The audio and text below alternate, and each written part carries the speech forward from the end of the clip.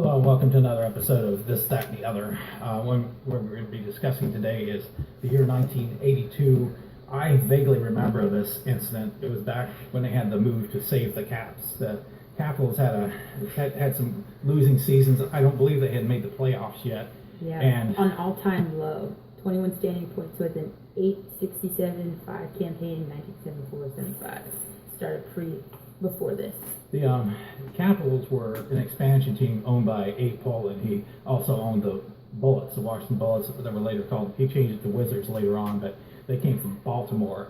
And he also owned the Capitol Center. It's where the Capitals played before, and Bullets before moving to MCI Arena or whatever. Is that what it's called? DC? Yeah, MCI Center. That's what. Yeah. That's what it's called.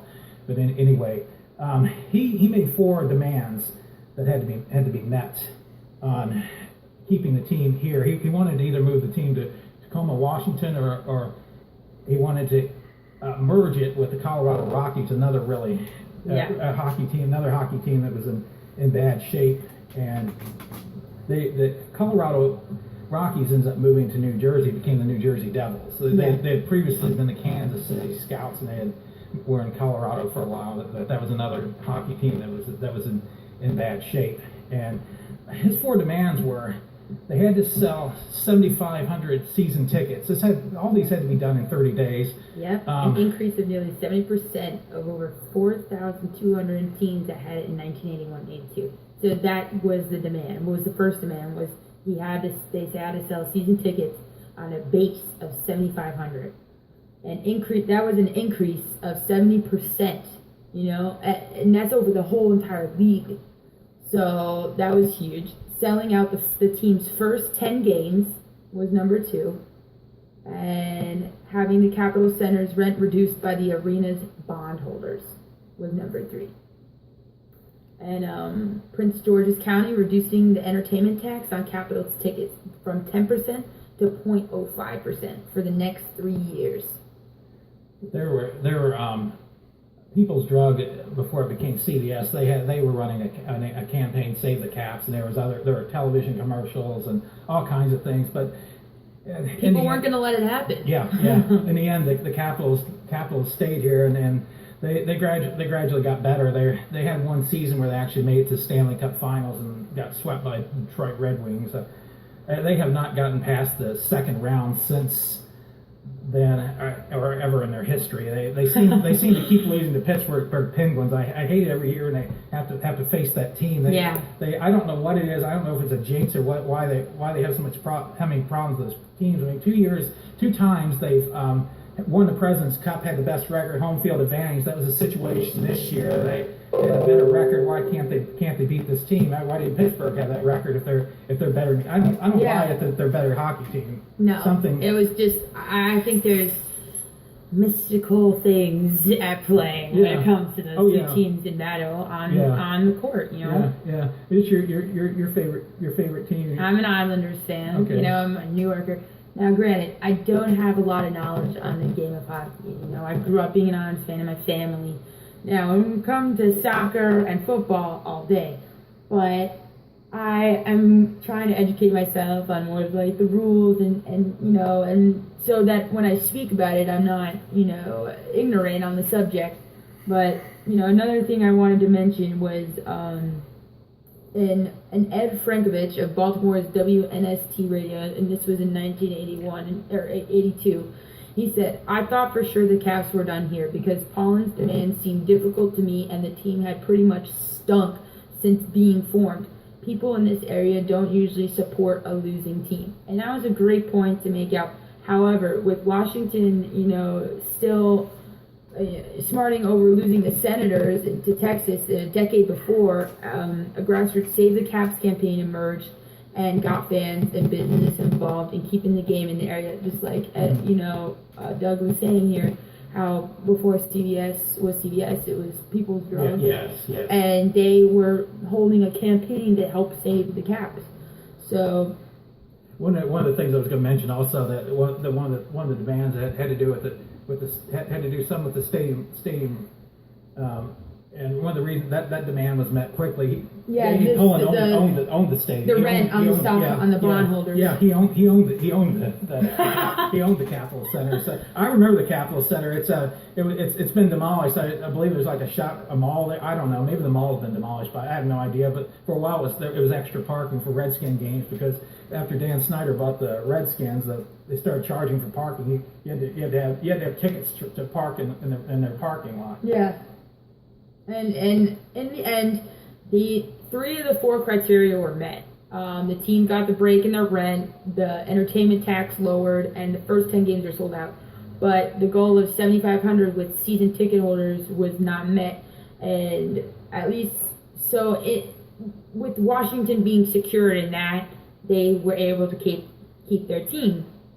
Now, where else was I going? Okay, on August of 24th of 1982, Prince George's County Council approved the entertainment tax cut by the 10-1 margin, and Pollen officially agreed to keep the team in Washington.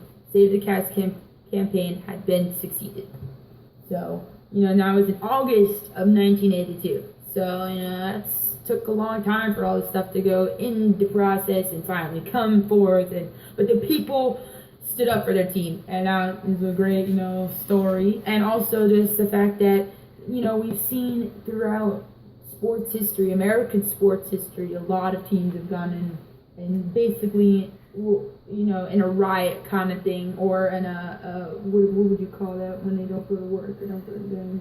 Oh, a strike. A strike, yeah. Sorry. Yeah. There was a hockey strike several years ago. Yeah, I remember that. Yeah. I forgot what the teams were in, or what team was having it, but it was the whole league. The whole league. They finally got the season started, but it was like late December. Okay. They finally did get. They were afraid they weren't even going to have a season, but they finally reached an agreement. And they finally had a season. Yeah. 1983 really sucked because they had that NFL strike, and that thing lasted like six weeks or so before they finally got. I wasn't even a twinkling in my parents' eye. And then I remember another year. What year was that? 86 or 87. That's when it was. They had another NFL strike, and they missed one game, but then they brought in scab players to play. They brought in players that hadn't made the teams to come in and play. And the Redskins, as a matter of fact, came up with the best scab team. They ended up winning the Super Bowl that year, as a matter of fact. I remember Redskins playing the Cardinals. My dad liked the Cardinals. They were from Missouri. I took my dad to the game. First time I could walk to RFK box office to actually buy tickets. You can never do that. Those tickets, those Redskins tickets have been sold out for years. Yeah.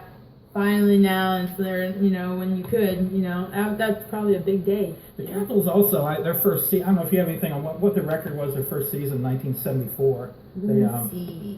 They had a horrendous. Oh yeah, record. I believe I talked about it. 1974. It was 67-5. Terrible. An all-time low. I've been to several all-time games. low. I went to one time where they were playing New York Rangers, and the Capitals were leading 2 minutes later. The Rangers last 2 minutes scored 2 goals and tied the thing, and it ended up in a 2-2 tie. And I went to another one where they were playing Philadelphia Flyers. I think going into the third period, they had 5-2, and finally at the very end, it ended up being Flyers 7-6. It was an unbelievable game. Wow. Going to that one. Oh my gosh. Yeah, I've gone to some at the newer arena too. Yeah.